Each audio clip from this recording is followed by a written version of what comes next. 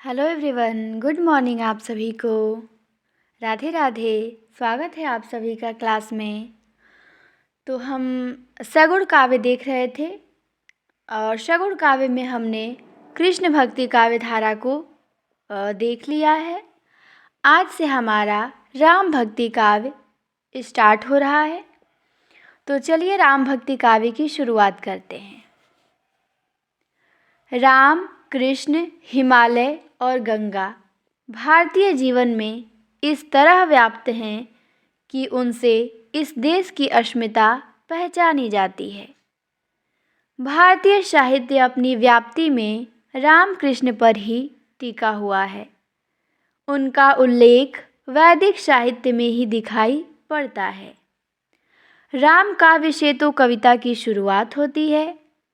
वाल्मीकि रामायण अपने देश का आदि काव्य है। यदि दुनिया का भी हो तो कोई आश्चर्य नहीं। कह रहे हैं कि यदि वाल्मीकि रामायण को देश का ही नहीं दुनिया का ही आदि काव्य कहा जाए तो कोई आश्चर्य नहीं है। वाल्मीकि रामायण की देखा देखी पता नहीं कितनी रामायणें लिखी गई। तुलसीदास ने स्वयं इसका उल्लेख किया है। नाना भांति राम अवतारा, रामायण शतकोटि अपारा। अध्यात्म रामायण, भुसुंडी रामायण, आनंद रामायण, अद्भुत रामायण आदि का तो पता है, पर अनेक लापता हो चुके हैं। तुलसी का मानस आध्यात्म रामायण से बहुत प्रभावित है। कई पुराणों में राम कथा वर्णित है। बौद्ध जातकों में एक जातक दशरथ जातक है और जैन अपभ्रंश में कई ग्रंथ राम कथा से संबद्ध हैं। दक्षिण के अलवार भक्तों में सठकोप के तिरुवायमोली में राम कथा का उल्लेख है। राजा कुलशेखर तो राम के अद्भुत भक्त थे। सीता हरण का प्रसंग सुनकर वे इतने भावाविष्ट हो गए कि लंका पर चढ़ाई करने की आज्ञा दे दी। उनके ग्रंथ पेरुमाल तिरुमोली में कौशल्या के लोरी गाने और दशरथ विलाप के प्रसंग अत्यंत मार्मिक हैं। कालिदास और भवभूति की रामकथा से सभी परिचित हैं। हिंदी के अतिरिक्त अन्य भारतीय भाषाओं में भी रामायणें लिखी गई हैं। जैसे बंगला में कृतिवास रामायण, तो हिंदी में रामायण लिखी गई है, लेकिन हिंदी के अलावा भी अन्य भाषाओं में भी रामायण लिखी गई है। जैसे बंगला में कृतिवास रामायण हो गया, ये ध्यान देना है। तमिल में कंब रामायण हो गया, तेलुगु में रंग रामायण हो गया और मराठी में वीणाबाई देशपांडे का रामायण आदि। और असमिया में भी गीत पदों में राम कथा उपलब्ध है। हिंदी में राम काव्य के पुरस्कर्ता रामानंद को मान लेना सुविधाजनक है। तो हिंदी में राम काव्य के पुरस्कर्ता कौन है? रामानंद हैं। यद्यपि उनकी लिखी हुई हिंदी संस्कृत की रचनाओं की प्रामाणिकता संदिग्ध है। तुलसी के पूर्व कम से कम 3 राम भक्त कवि हो चुके हैं। तो ये भी आपको ध्यान देना है, ये भी महत्वपूर्ण है कि तुलसीदास से पहले भी 3 राम भक्त कवि थे। कौन कौन? विष्णुदास, अग्रदास, ईश्वरदास। तुलसीदास से पहले 3 राम भक्त कवि थे, विष्णुदास, अग्रदास और ईश्वरदास। तो हम सबसे पहले देखेंगे विष्णुदास को। नागरी प्रचारणी सभा की खोज रिपोर्ट में विष्णुदास की कई रचनाओं का उल्लेख है, पर राम कथा के संबंध में उनकी एक ही पुस्तक उपलब्ध है, रामायण कथा। अब यह सागर विश्वविद्यालय के तत्वाधान में प्रकाशित हो चुकी है। राम कथा संबंधी यह हिंदी का पहला प्रबंध काव्य है। तो राम कथा संबंधी हिंदी का पहला प्रबंध काव्य कौन है? तो विष्णुदास का लिखा गया रामायण कथा। ये आपको ध्यान देना है कि राम कथा संबंधी हिंदी का पहला प्रबंध काव्य विष्णुदास कृत रामायण कथा है। आगे देखते हैं। विष्णुदास ग्वालियर नरेश डूंगरेंद्र के राजकवि थे। किसके राजकवि थे? तो ग्वालियर नरेश डूंगरेंद्र के। जनश्रुतियों के आधार पे छिताई वार्ता के कवि नारायण दास इन्हीं के पुत्र थे और ऐसा माना जाता है कि छिताई वार्ता लिखा है नारायण दास ने और नारायण दास विष्णुदास के पुत्र थे, ऐसा माना जाता है। केवल इसका प्रमाणिक वित्त कोई नहीं मिलता है। नागरी प्रचारणी सभा रिपोर्ट में रामायण कथा को भाषा वाल्मीकि रामायण कहा गया है, जो ठीक नहीं है। रामायण कथा का रचना काल 1442 है और रामायण कथा का एक उदाहरण निम्नलिखित है। क्या है? कि रावण सीता देखी ऐसी, वन मह बेली फूल बिनु जैसी, सब अभरण सिंगार विहीन, कंत वियोग दई दुख दीन, जिसे मेघ मह पैठे ही में, तिसे देह यो ढकती देह, तप उपवास सोग के ध्यान, लहे न कबहू भोजन पान, तैसी देखी रघुपति धनी, हंस बिना जैसे हंसिनी। तो ये विष्णुदास की पंक्तियां हैं, रामायण कथा से ली गई हैं। अब आते हैं हमारे ईश्वरदास। विष्णुदास के बाद हम किसे देखेंगे? ईश्वरदास को। प्रेमाख्यानों के प्रसंग में ईश्वरदास का उल्लेख किया जा चुका है। ये दिल्ली के बादशाह सिकंदर लोदी के समय में विद्यमान थे। सत्यवती कथा का रचनाकाल लगभग 1501 ईस्वी है और यह एक प्रेमाख्यान है। तो इसके अतिरिक्त इन्होंने स्वर्गारोहिणी कथा और एकादशी कथा भी लिखा है। तो ईश्वरदास का हम जो उल्लेख है वो सूफी काव्य में भी देखे हैं और राम भक्ति काव्य में भी मिलते हैं, क्योंकि इनकी एक रचना सूफी है, सत्यवती कथा। ये 1501 ईस्वी में लिखी गई ये प्रेमाख्यान ग्रंथ है, तो इसीलिए इसी के चलते हम लोग इनको सूफी काव्य में भी देख लेते हैं। लेकिन राम काव्य से संबंधित इनकी 3 कृतियाँ हैं, ये भी ध्यान देनी है। सूफी काव्य से संबंधित 1 है और राम काव्य से संबंधित 3 है। एक तो आपकी राम जन्म है, दूसरा भरत विलाप है और तीसरा अंगद पैज है। तो राम जन्म, भरत विलाप और अंगद पैज, ये 3 कृतियां हैं राम कथा से संबंधित। इनमें सबसे प्रमुख है भरत विलाप। इस ग्रंथ में भरत का विलाप वर्णित है। इस काव्य में जिस दास्य भक्ति का चित्रण है उसे तुलसी का मानस प्रभावित है और स्वर्गारोहिणी कथा में ईश्वर की भक्ति का रूप स्पष्ट हो जाता है। तो इनकी हम एक पंक्ति देखेंगे और ये पंक्ति बहुत महत्वपूर्ण है, पूछी जाती है, तो ये आपको याद करनी है। कि ईश्वरदास लिखते हैं, राम नाम कवि नरक निवारा, ते ही सेवा मनु लागू हमारा, शंख चक्र धरुषा रंग पानी, दया करहूँ कछु कहो बखानी। ये किसकी है? तो ईश्वरदास की पंक्ति है। अब इसके बाद आते हैं तुलसीदास, जो राम काव्य धारा पूरा इन्हीं पे ऐसा माना जा सकता है कि टिका हुआ है, सबसे बड़े कवि हैं। सूफियों में जायसी, कृष्ण काव्य धारा में सूरदास और संत काव्य में कबीरदास और राम काव्य में तुलसीदास, ये चारों स्तंभ हैं। तो तुलसीदास को हम देखेंगे। तुलसीदास का जन्म इन्होंने बताया है 1537 में और मृत्यु बताया है 1623 में। ये बच्चन सिंह ने अपने अनुसार बताया है 1537, वैसे तो इनका जन्म 1532 ईस्वी में माना जाता है। तो आगे देखते हैं कि वाल्मीकि के बाद युग के सारे अंतर्विरोधों को समेटते हुए किसी ने रामचरित को लेकर इतने महत्वपूर्ण और प्रभावशाली ग्रंथों का सृजन नहीं किया। यद्यपि उनकी अक्षय कीर्ति का आधार मानस ही है, फिर भी उनकी अन्य कृतियाँ मुख्यतः कवितावली, विनय पत्रिका कम महत्वपूर्ण नहीं है। ये कह रहे हैं कि तुलसीदास की प्रसिद्धि का कारण रामचरितमानस ही है, इसमें कोई शंका नहीं है। लेकिन उनकी अन्य कृतियाँ भी कम महत्वपूर्ण नहीं हैं, वो भी बहुत अच्छी अच्छी हैं। अतः उनका यथोचित मूल्यांकन उनकी समग्र रचनाओं के संदर्भ में ही हो सकता है, किंतु अन्य भक्तों और कवियों की तरह उनका प्रामाणिक जीवन वृत्त नहीं मिलता। अब हम इनका जीवन वृत्त देखेंगे तुलसीदास का।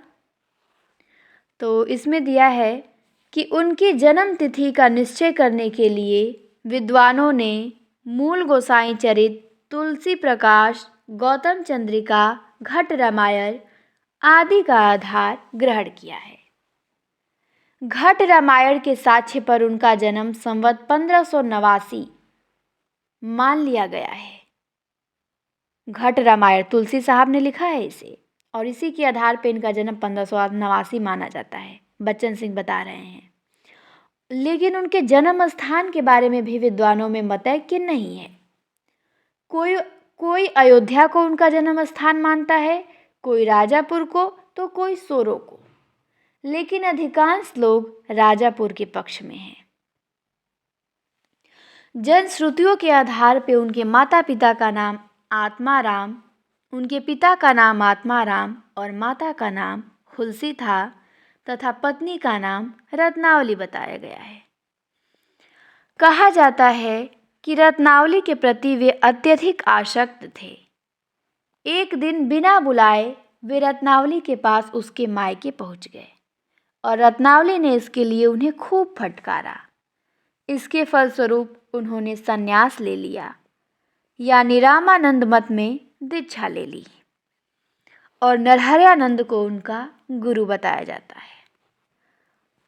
तो तुलसीदास के गुरु नरहरियानंद थे, और संवत 1680 और सन में देखें तो 1623 ईस्वी में उनका महाप्रस्थान हुआ। महाप्रस्थान मतलब उनका निधन हो गया, और यह तिथि भी जनश्रुतियों पर आधारित है, और निधन की उनकी तिथि ये भी जनश्रुतियों पे ही है, कोई प्रामाणिक वृत्त नहीं मिलता है। तो अब हम देखेंगे तुलसीदास के काव्य साक्ष्य। तो चलिए इसे देखते हैं। तुलसीदास का जीवन दुखों से भरा पड़ा है। सिर मुराते ही ओले पड़े, जन्म लेते ही वे घर के बाहर कर दिए गए, जगह जगह भीख मांगते फिरे, पंडितों द्वारा अपमानित हुए, अंत में असहाय बाहुपीड़ा झेलते हुए दिवंगत हो गए। दुख ही जीवन की कथा रही, ये तुलसीदास के लिए सटीक बैठता है। किंतु इसी संघर्ष ने उनका निर्माण भी किया, लेकिन इसी संघर्ष ने उनको तुलसीदास बनाया, और इससे उनकी संघर्ष क्षमता का अंदाज़ा लगाया जा सकता है कि अपने जीवन में उन्होंने कितना संघर्ष किया होगा। पता नहीं वे कितने रूढ़िग्रस्त अभागे परिवार में पैदा हुए थे। कहा गया है कि अभुक्त मूल में पैदा होने से उनके माता पिता ने उन्हें छोड़ दिया, किंतु यह भी एक किंवदंती ही मालूम पड़ती है कि मूल नक्षत्र में पैदा होने से कौन माता पिता अपने बच्चों को छोड़ देते हैं। इसे विधि की विडंबना कहें या सामाजिक विधि निषेधों का करदम। उधर जन्म का बधावना बजा और इधर नवजात बालक का निष्कासन हो गया। और ये पंक्ति देख सकते हैं आप, बहुत ही फेमस पंक्ति है ये, इनकी पूछी जाती है तो आपको बताना है कि ये दोनों पंक्तियाँ किस रचना से है। पहली पंक्ति है कि तनु जन्यो कुटिल कीट, ज्यो तज्यो मातु पिता हूँ। फिर है कि माता पिता जग जाई तज्यो, विधई न लिखियो कुछ भाल भलाई। ये दोनों पंक्तियाँ दो रचनाओं से ली गई हैं, तो आपको बताना है कि तनु जन्यो वाली पंक्ति किससे है और माता पिता जग जायो वाली पंक्ति किससे है। हालांकि हमें आगे ये देखने को मिलेगा कि किस रचना से है। चलिए अगला है कि आगे बढ़वागी ते बड़ी है आगी पेट की। लिखने के पीछे उनका भोगा हुआ यथार्थ था। उनकी पंक्ति देखिए कि जायो कुल मंगल बधावनो, बजायो सुनी भयो परिताप पाप जननी जनक को। बारे ते ललात बिललात द्वारे द्वारे, जानत हो चारि फल चार चनक को। पाप शब्द का प्रयोग इनकी जन्म कथा को रहस्य के अनेक परतों में ढक लेता है। ब्राह्मण समाज में जो अछूत जितना निराला के बारे में सच है, उतना ही गोस्वामी जी के बारे में। इनका बाल्यकाल दरवाजे दरवाजे भीख मांगकर गुजरा। दीनता को चैन कहा। उसने कहा कि केवल भिक्षाटन से काम नहीं चलेगा। दांत निपोरो पाँव परो, द्वार द्वार दीनता, कहीं काढ़ रद पारी पाहूँ। इतना अपमान किस कवि ने सहा होगा। अब कोई भिक्षा भी आसानी से थोड़ी ना देता है। पैर पड़ो, हाथ जोड़ो, तब भिक्षा मिलती है। और इतना अपमान किस कवि ने सहा होगा। वे गरीबी की उस सीढ़ी पे थे जिसके नीचे दूसरी सीढ़ी नहीं होती है। भूख की अग्नि में जाति पाति का भेद भस्म हो गया। वो सुजाति कुजाति के टुकड़ों पर पलते रहे। अब भूख लगती है तो ये थोड़ा ना देखा जाता है कि उच्च जाति के लोग भिक्षा दे रहे हैं कि गरीब जाति नीचे जाति के लोग भोजन दे रहे हैं। उस समय तो केवल भूख दिखाई देती है, हमें भोजन मिलना चाहिए। ये जाति पाति तो केवल जिसका पेट भरा होता है उसके लिए होता है। गुरु ने पढ़ा लिखा दिया और भक्ति का रास्ता पकड़ा दिया। दीन बंधु रघुनाथ की कृपा से वे तुलसी से तुलसीदास हो गए और प्रतिष्ठा प्राप्त करने के बाद भी वे बाल्यकाल की दुर्गति को नहीं भूले। और लिखते हैं तुलसीदास कि घर घर मांगे टूक पुनी, भूपति पूजे पाए। मतलब घर घर घूम घूम के उनको रोटी का टुकड़ा मांगना पड़ता था, भोजन मांगना पड़ता था और राजाओं के पांव पूजने पड़ते थे भोजन के लिए। इन विरोध मूलक स्थितियों के पीछे कितनी झल्लाहट, कितना आक्रोश है।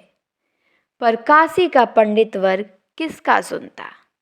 महात्मा गौतम बुद्ध और शंकराचार्य को भी पंडितों ने कहाँ बख्शा। जातिवादी, ब्राह्मणवादी और संस्कृतवादी लोगों ने इन्हें तंग करना आरंभ किया। गाली गुफ्ता पर उतर आए, पर काशी के प्रति उनकी अटूट आस्था थी। और मुक्त जन्म माही जानी, ज्ञान खानी अघ हानिकार। जहाँ बस शंभु भवानी शो, काशी से ही कशना। क्या नहीं सुनना पड़ा इन्हें। अघोरी हैं, जुलाहा हैं। गोस्वामी जी आदमी ही ठहरे। इनका क्षोभ फूट पड़ा और इन्होंने लिखा कि गारि देत नीच हरिचंद, दधी चीहू को, आपने चना चबाई हाथ चाटियत है। कहते हैं कि जाति पाति संबंधी आरोप के उत्तर में उन्होंने कहा था कि धूत कहो अवधूत कहो, रजपूत कहो जुलहा कहो को, अक्काहू की बेटी से बेटा न ब्याहब। कहते हैं कि ना मेरी कोई जाति है और ना किसी की जाति से मुझे कोई लेना देना है, और ना मैं किसी के काम का हूँ और ना कोई मेरे काम का है। मैं साधु हूँ या असाधु हूँ, इसकी कोई चिंता नहीं है। किसी के दरवाजे पर मैं पड़ा नहीं हूँ और तुम्हारी गालियाँ मेरे ठेंगे पर हैं। कहते हैं कि मांगी के खइबो मसीत के सोइबो, लेब को एक न देब के दो। ईंट का जवाब पत्थर से। वे गाली गलौज में पड़ना नहीं चाहते थे और भगवान से प्रार्थना करते थे कि कबहु को हो यह रहनि रहोगे, परुष बचन अति दुसह श्रवण, सुनिते ही पावक न दहोगे। कबहु को हो यह रहनि रहोगे।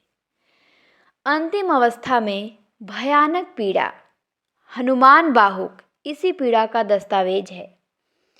जब वो उनकी जीवन की अंतिम अवस्था हो गई तो उन्हें भयानक पीड़ा से ग्रस्त हो गए और उन्होंने इसी पीड़ा में हनुमान बाहुक लिखा था अपनी रचना। और पीड़ा से मुक्त होने के लिए वे राम, शिव, हनुमान सबसे प्रार्थना करते थे, पर कोई नहीं सुनता, कोई भी नहीं सुनता। और अंत में वे बयो सो जानी लूनिए कहकर मौन हो जाते हैं। इस मौन में उनकी कृपा याचनाएं निरर्थकता में चूक जाती हैं। क्या यह मोह भंग की अवस्था तो नहीं है? किंतु सबसे आश्चर्य की बात तो यह है कि जिस ब्राह्मण समाज ने उन्हें जन्म लेते ही घर से बाहर कर दिया, अब्राह्मण कहा, उसी के वर्णाश्रम धर्म का वे समर्थन करते रहे। यह अंतर विरोध क्यों? मतलब ये ब्राह्मणों का समर्थन करते थे, उनको उच्च स्थान देते थे, ऐसा क्यों करते थे ये अपने जीवन में अंतिम दिनों में जब इनकी ख्याति हो गई तो? क्योंकि उसी ब्राह्मण समाज ने इनको निकाल दिया था अब्राह्मण कह के। तो ये अंतर विरोध इनके अंदर दिखाई देता है। अब हम इनकी काव्य यात्रा देखेंगे, तुलसीदास की काव्य यात्रा। अभी हमने उनका काव्य साक्ष्य देखा, अब काव्य यात्रा देखेंगे।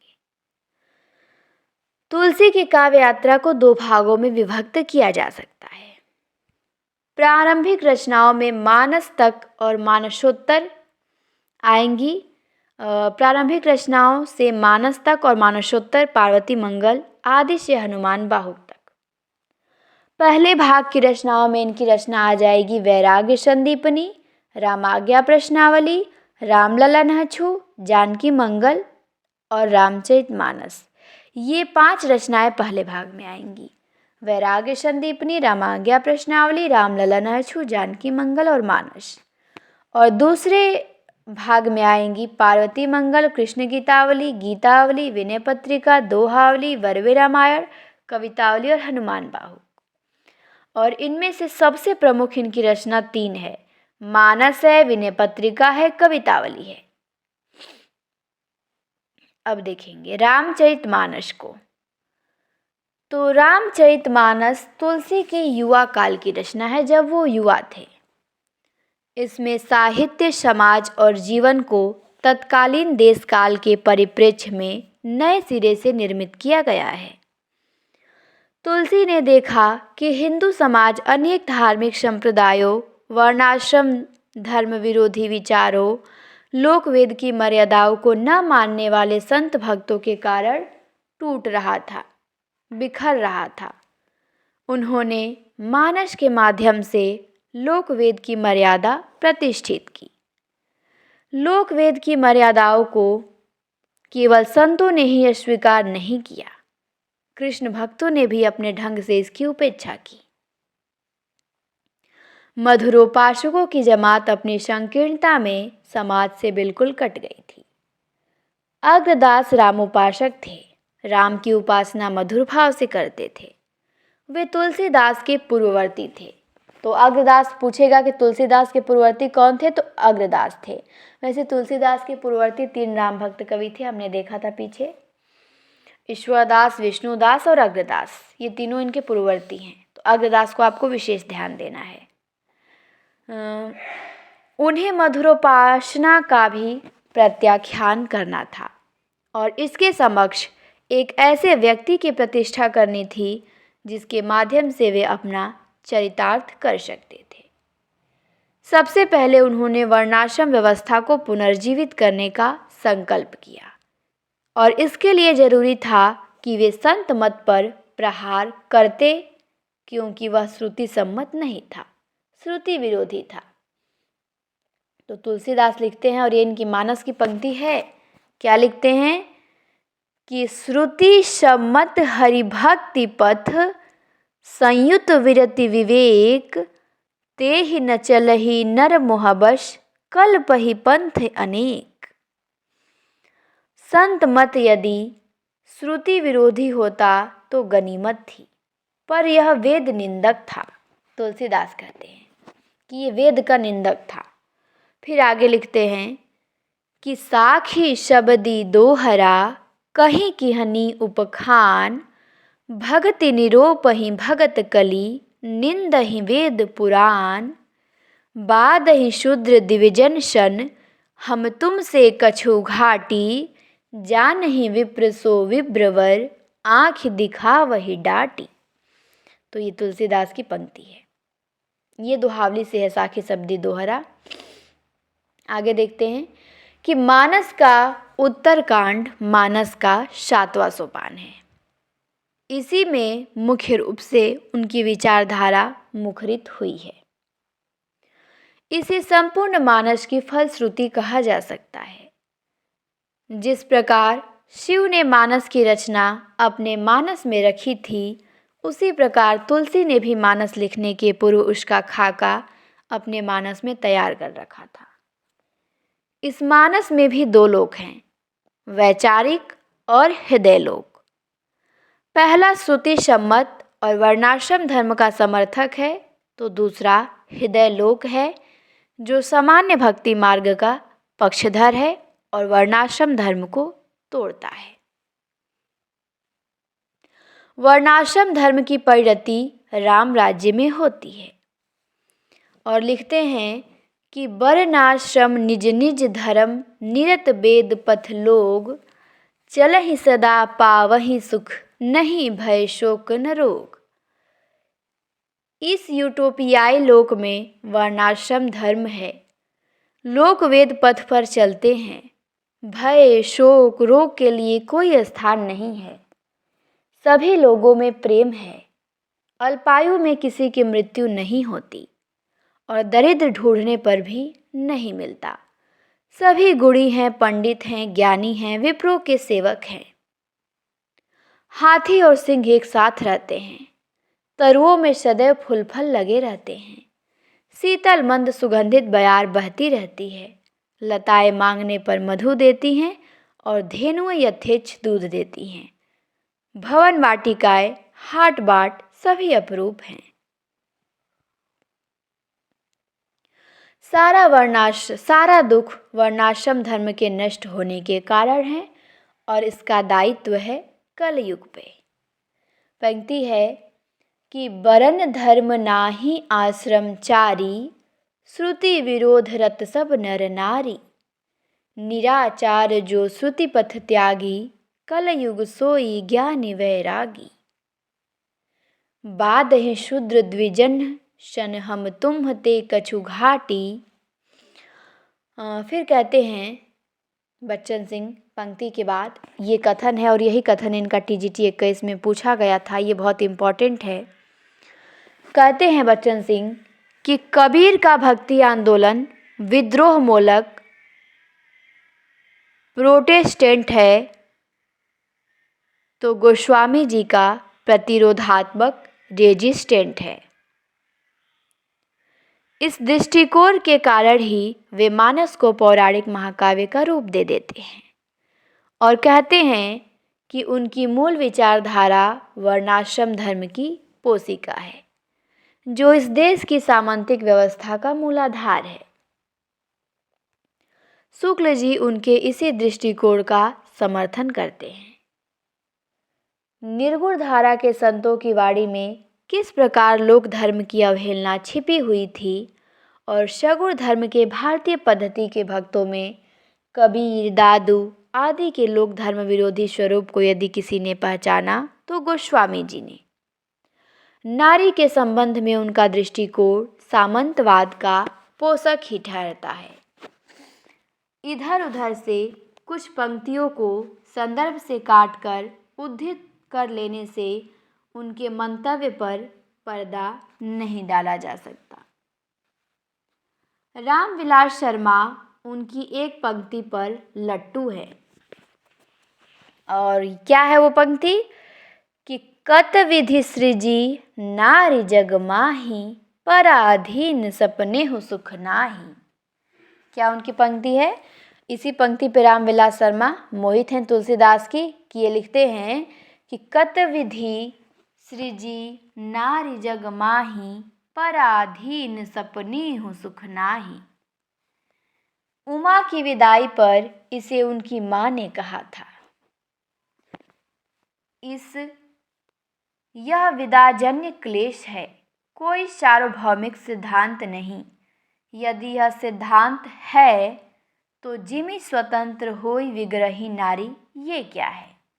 शिव, सती, अनसुया सभी नारी की अज्ञता मूर्ता का उल्लेख करते हैं। उन्हें परतंत्र ही रहना चाहिए। तुलसी के पहले सूर की गोपियाँ पक्षी की तरह स्वतंत्र हैं।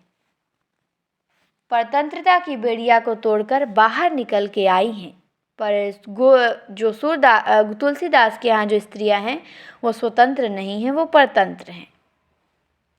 फिर कहते हैं कि जादू वही जो सिर पर चढ़कर बोले। एक और गोस्वामी जी वर्णाश्रम धर्म की प्रतिष्ठा कर रहे थे, तो दूसरी ओर भक्ति के दबाव से वह टूट रहा था। हर लेखक अपनी रचना प्रक्रिया में अपने भाव और विचारों को एक सीमा तक लेकर चलता है, पर उसकी रचना प्रक्रिया जगह जगह उसमें हस्तक्षेप करती है और कवि सामान्य मानवीय भूमि पर उतर आता है। उनका वर्णाश्रम धर्म भक्ति के स्तर पर ही सही राम, भरत, वशिष्ठ द्वारा ही टूटता रहता है। यह परंपरा रामानुज के पहले से ही चली आ रही थी। खान पान में वर्णाश्रम धर्मी और भक्ति में सब बराबर हैं। फिर भी इन बड़े लोगों की अपेक्षा जनजातियों का अहेतुक प्रेम अधिक मानवीय लगता है। मानस की नींव गृहस्थिक जीवन पर रखी गई है। इसी धुरी पर मानवीय रिश्ते भी घूमते रहते हैं। दृष्टि का जो प्रसार, मानवीय जीवन के उतार चढ़ाव का जो अनुभव, जिंदगी की जो व्याप्ति, गहराई और वैविध्य मानस में मिलता है, वह हिंदी साहित्य के किसी एक काव्य या महाकाव्य में नहीं मिलेगा। यहीं पर वर्णाश्रम धर्म तिरोहित हो जाता है और सामंती आभिजात्य गायब हो जाता है। पहले हम घरेलू संबंधों को ही ले। लोग कहते हैं कि राम का पिता की आज्ञा मानकर 14 वर्षों तक वन वन में भटकना एक यूटोपिया है और भरत का अविस्मरणीय त्याग दूसरा यूटोपिया है और लक्ष्मण का भाई का साथ देना तीसरा और सीता के पति के साथ वनगमन चौथी यूटोपिया है। पर यही तो भारतीय समाज है और आज का विघटित परिवार उस सुख की कल्पना नहीं कर सकता है। जहाँ इसका नितांत अभाव है, वहाँ परिवार भी नहीं है। इसे पूंजीवाद के मत्थे फेंक कर हम अपने को मुक्त नहीं कर सकते हैं। यदि समाज की छोटी सी इकाई में मानवीय प्रेम खो गया है, तो देश प्रेम का दावा करने वालों का प्रेम कितना सच्चा होगा। मानस में भाई भाई, पति पत्नी, पिता पुत्र, सास बहू आदि के रिश्ते विषम परिस्थितियों में तपकर खड़े होते हैं। आज जब रिश्तों में बिखराव आ गया है और व्यक्ति अकेलेपन की यातना से जूझ रहा है, तब वे रिश्ते और भी महत्वपूर्ण हो उठते हैं और पाठक उन रिश्तों को लौटा आने के लिए व्यग्र हो जाता है। मानस के ग्रामवासियों और जनजातियों के भोले प्रेम को देखकर हम मनुष्यता की बुनियाद पहचानते हैं, जिसे पूंजीवादी सभ्यता लगभग लील चुकी है।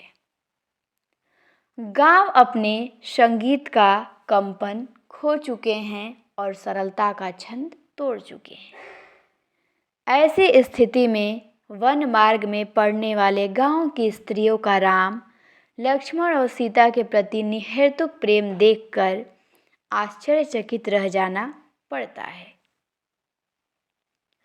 कोल, किरात, भील, निषाद जैसी अस्पृश्य जातियाँ राम के लिए फलों का ढेर लगा देती हैं और पालकों के पावड़े बिछा देती हैं। सबरी के जूठे बेर खाकर राम वर्णाश्रम की रीढ़ तोड़ देते हैं और जहाँ विचारधारा नहीं है, वहाँ मानवीय जीवन प्रसंग अत्यंत मर्मस्पर्शी हो उठे हैं। जैसे जनक वाटिका में राम सीता का मिलन, चित्रकूट की सभा, लक्ष्मण की मूर्छा, भरत विलाप और राम और सीता एक दूसरे को देखते ही प्रेमाकुल हो उठे और रूप के प्रभाव को एक अर्धाली में कसकर बांध दिया गया है, इसे कहते हैं मित कथन। जासु बिलो की अलौकिक शोभा, सहज पुनीत मोर मन क्षोभा। अभिनव गुप्त का कहना है कि जिसमें वीर्य विक्षोभन की जितनी क्षमता होती है, वह उतना ही सुंदर होता है।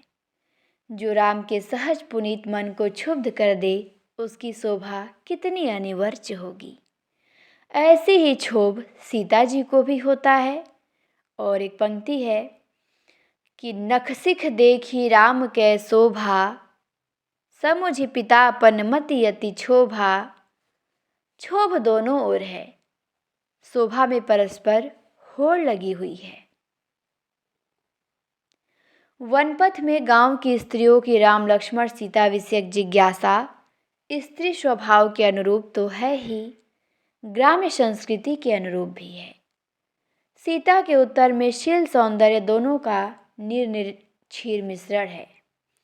और पंक्ति है एक कि तिन्हहि बिलो की बिलो कति धरनी, दुहु संकोच संकोचति वर वरनी, सहज सुभाग्य सुभग तन गोरे, नाम लखन लघु देवर मोरे, बहुरि बदनु विधु अंचल ढाकी, पियतन चितय भौह करि बाकी, खंजन मंजु तिरिछ नयननी, निज पति कहे ओ तिन्ह सय सयननी।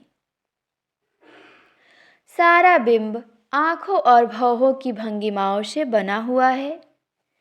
आँख सौंदर्य का अत्यंत आकर्षक उपकरण है।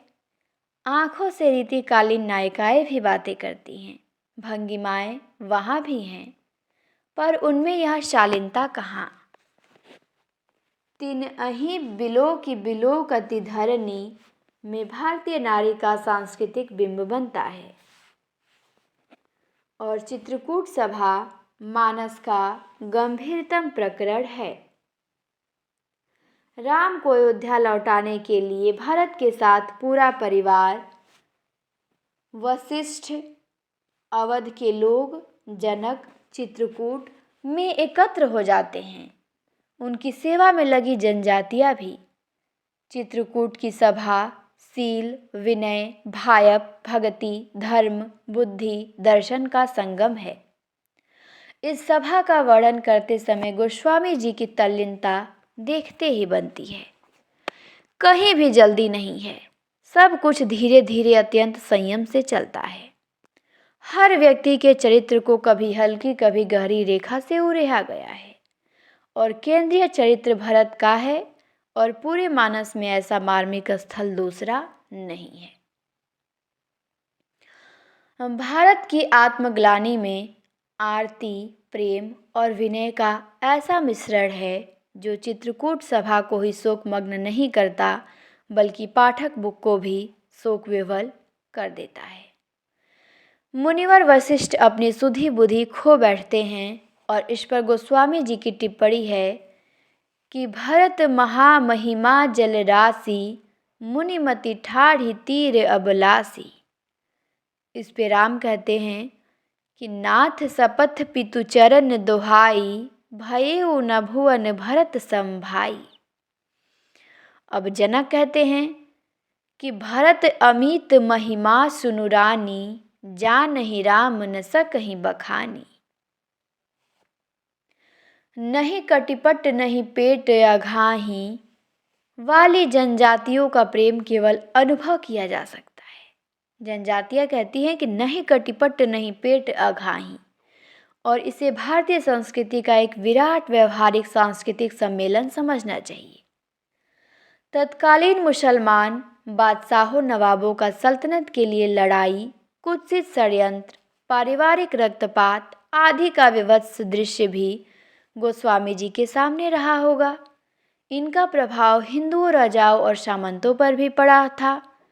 इस परिप्रेक्ष्य में इस प्रसंग को विस्तार दिया गया हो तो कोई आश्चर्य नहीं। अब आती है मानसोत्तर रचना। अभी तक हमने मानस को देखा, इसके बाद हम रामचरितमानस के बाद की रचनाएं देखेंगे। तो मानसोत्तर रचनाएं में क्या है, इसे भी हम देख सकते हैं कि मानस के विभिन्न रचनाओं में विशेष रूप से विनय पत्रिका ने मानस से भिन्न रचनाओं में जो मानस के बाद की हैं उसमें विनय पत्रिका, कवितावली और हनुमान बाहुक जिस तुलसी के दर्शन होते हैं वे मानस के तुलसी से किंचित भिन्न हैं। यहाँ न राम कथा कलि कलुष विभंजन है और न राम राज्य का भावनालोक है। यहाँ तो दुख ही दुख है। यूटोपिया दुनिया से अलग यथार्थ की दुनिया है और तुलसीदास इसके दृष्टा ही नहीं भोगता भी हैं। कली काल का अर्थ है 16वीं-17वीं शताब्दी की उत्तर भारत में व्याप्त आर्थिक भौतिक अव्यवस्था के साथ साथ अकाल और महामारी, और दूसरे शब्दों में राम राज्य के स्थान पे कलिकाल राज्य। मानस में कलिकाल का सैद्धांतिक वर्णन है, किंतु परवर्ती ग्रंथों में सारा देश ही कलिकाल के जबड़े में फंसा हुआ दिखाई देता है। इसका प्रतिनिधित्व काशी करती है। यहाँ कवि समाज स्वीकृत मान्यताओं की स्थापना के स्थान पर निजी अनुभव का साक्षात्कार करता है। मानस में आस्था और ईमानदारी है, तो विनय पत्रिका, कवितावली और हनुमान बाहुक में प्रामाणिकता है। जिन तीनों तापों का राम राज्य में पता नहीं था, वे कलिकाल राज्य में चारों ओर फैले हुए हैं। कलिकाल से मुक्ति पाने के लिए तुलसीदास देवी देवताओं और राम की प्रार्थना करते हैं, किंतु कोई नहीं सुनता। कहते हैं कि काहे नकारी करो बिनती, तुलसी कलिकाल बिहाल कियो है। उन्हें लगता है कि कहीं ना कहीं भगवान राम की ओर से ही ढील हो रही है। तुलसी कहीं है सींची रेखा, बार बार ढिलकिए नाम महिमा की नाम बौरी हो। एक ओर यह आस्था की कविजन्य सारा परिताप, दुख, रोग, दरिद्रता आदि राम नाम से दूर हो जाएगी, तो दूसरी ओर ढेल देने की शिकायत। प्रश्न पूछा जा सकता है कि पुरानी आस्था में कहीं दरार तो नहीं पड़ रही है। दरिद्रता का हाल बेहाल है। किसान को खेती नहीं है, भिखारी को भीख नहीं मिलती है, व्यापार चौपट हो गया है, चाकरी प्राप्त नहीं होती और सब लोग जीविका विहीन हो गए हैं। एक दूसरे से पूछते हैं कि कहाँ जाए, क्या करें। ये पंक्ति देख सकते हैं, कवितावली में तुलसीदास की है कि खेती न किसान को, भिखारी को न भीख, बलि बनिक को बनिज, न चाकर को चाकरी, जीविका विहीन लोग सिद्ध मान सोच बस कहे, एक एक अंशों कहाँ जाई का करी। पेट के लिए लोग क्या नहीं करते, बेटी बेच देते हैं। यह स्थिति तुलसीदास के समय में भी थी। वे अन्नपूर्णा से निवेदन करते हैं कि उस समय की दशा का वर्णन करते हैं। तुलसीदास लिखते हैं, पंक्ति उनकी बहुत इंपॉर्टेंट है, ये भी शायद कवितावली से ही है कि लालची ललाट बिल्लात द्वार द्वार दीन, बदन मलिन मन मिटे न विशुरड़ा, चाहत आहारन पहाड़दारी घूरना। तो विललात शब्द स्वयं तुलसी की बाल्यावस्था की याद दिलाता है। यारे रे ललाट बिललात द्वार द्वारे द्वारे। भूखों का आहार का पहाड़ चाहिए, पर घूरे पर फेंकी हुई दाल भी नहीं मिलती है। उन्होंने दरिद्रता को बार बार याद किया है और तुलसीदास के साथ साथ यह हाथ धोकर जमाने के पीछे भी पड़ी थी। दरिद्रता के अतिरिक्त कोढ़ में खाज की तरह काशी में महामारी या धमकी। गोस्वामी जी इसे भी कलिराज का फल मानते हैं। इसके समन के लिए वे देवी देवताओं की गुहार लगाते हैं, किंतु अपने को न सुने जाने की हल्की सी शिकायत भी करते हैं। जिस वर्ण लोक की स्थापना के लिए तुलसीदास विकल थे, वे स्वयं उसके शिकार हो जाते हैं। संभवतः पंडित वर्ग उनके ही वर्ण पर उंगली उठाने लगा था, इसलिए क्षुब्ध होकर उन्होंने कहना पड़ा कि कोई मुझे कुछ भी कहे, मुझे किसी की बेटी से बेटा ब्याह कर उसकी जात नहीं बिगाड़नी है। न मेरी कोई जाति है और न मैं किसी जाति पाति को मानता हूँ। व्यवस्था भरी वाड़ी में वे कहते हैं कि मांगे के खईबो मसीत के सोईबो, लेबो के एक न देबो के दो। और वर्णाश्रम धर्म के इतने बड़े समर्थक के वर्ण के प्रति संदेह कितनी बड़ी विडंबना है। हनुमान बाहुक उनकी अंतिम रचना है। आधुनिक शब्दावली में इसे मृत्यु पीड़ा की चीख कहा जाएगा। स्मरण रखना चाहिए कि गोस्वामी की मृत्यु बाहु पीड़ा से ही हुई थी। इस मृत्यु पीड़ा में उनके यूटोपिया लीगो और आस्थाओं के मरने की पीड़ा भी शामिल है। बाहु पीड़ा को दूर करने के लिए औषधियों के अतिरिक्त जंत्र मंत्र टोटका भी किए गए हैं। राम से प्रार्थना की गई है, पर उन्होंने कोई ध्यान नहीं दिया है। तो इसी पे तुलसीदास कहते हैं कि ढील तेरी बीर मोहि पीर ते पीराती है। और कहते हैं कि वे हनुमान राम शंकर किससे अपनी पीड़ा नहीं कहते, सबसे कहते हैं, पर कोई नहीं सुनता। और अंत में वे यही कह के मौन हो जाते हैं कि बय सो जानी लूनिए। और इस मौन में कृपा याचनाएं अपनी निरर्थकता में चीख उठती हैं। और भक्तिकालीन कवियों में करुणा की यह तीव्रता कहीं नहीं मिलेगी। देश काल की दुर्दशा का इतना गहरा आर्तनाद कहीं नहीं दिखाई या सुनाई पड़ेगा। इसकी प्रतिध्वनि विनय पत्रिका में तो कम है, लेकिन कवितावली के उत्तरकांड में यह सर्वत्र सुनाई पड़ती है। तो हमने इनके रचना के बारे में जानकारी ले लिया, मानसोत्तर रचनाओं के बारे में। और यह अंतिम इनकी पंक्ति है कि बयो सो जाने लूनिए, यही कह के इनकी कृपा याचनाएं समाप्त हो जाती हैं। इसके बाद हम इनकी भाषा शैली देखेंगे। तुलसीदास की भाषा शैली क्या थी, और भाषा शैली के बाद फिर हम देखेंगे केशवदास को। चूँकि बच्चन सिंह और शुक्ल जी ने केशवदास को भक्ति काल में ही रखा है, तो इनको भी हम देखेंगे। हमारे तुलसीदास समाप्त हो जाएंगे, फिर हम केशवदास को देखेंगे। और उसके बाद अभी केशवदास बहुत बड़े हैं, नाभादास को देखेंगे। फिर हमारा ये राम काव्य धारा क्या होगा, समाप्त हो जाएगा। फिर हम आ जाएंगे रीतिकाल पे। तो एक वीडियो और बनेगा, उस पे हमारी राम काव्य धारा क्या हो जाएगी, समाप्त हो जाएगी। पूरा भक्ति काल हमारा समाप्त हो जाएगा, हम रीतिकाल में प्रवेश कर जाएंगे। तो अगले वीडियो में हम तुलसीदास का क्या देखेंगे, भाषा शैली देखेंगे। ठीक, इसमें देखेंगे तो ज़्यादा बड़ा हो जाएगा। तो अगले वीडियो में हम तुलसीदास की भाषा शैली और केशवदास को और नाभादास को देखेंगे। तो आज हम क्लास को यहीं पे समाप्त करते हैं, और फिर मिलते हैं हम आपसे अगली क्लास में। क्लास अच्छी लगे तो लाइक शेयर ज़रूर करिएगा। आप सभी को क्लास देखने के लिए बहुत बहुत धन्यवाद।